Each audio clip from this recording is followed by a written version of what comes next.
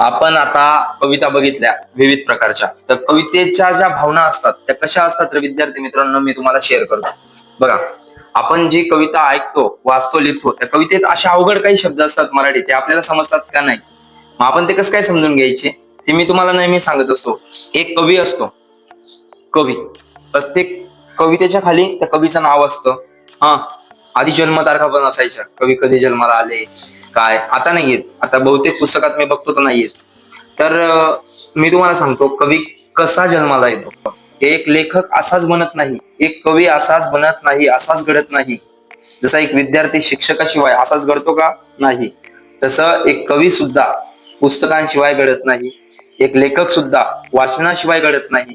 त्यामुळे आधी वाचन करा. वाचल्यानंतर आपल्याला कळतं की आपण काय लिहावं, या शब्दाचा उच्चार कसा होईल.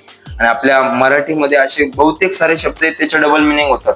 त्यामुळे कविता लिहिताना त्या गोष्टीचं गांभीर्य कवी नेहमी सांभाळत असतो आणि कवी असाच बनत नसतो. बघा कवी कसा म्हणतो.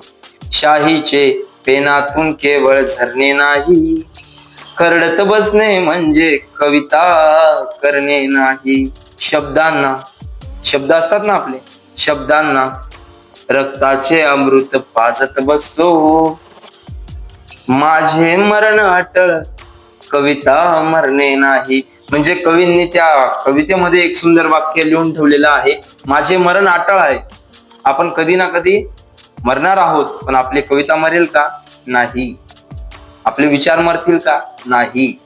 आपण जर आपले विचार मांडले, ते विचार जर समोरच्याला आवडले, तर ते विचार कधीच मरत नाही. त्या समोरच्या मध्ये ते विचार जिवंत असतात.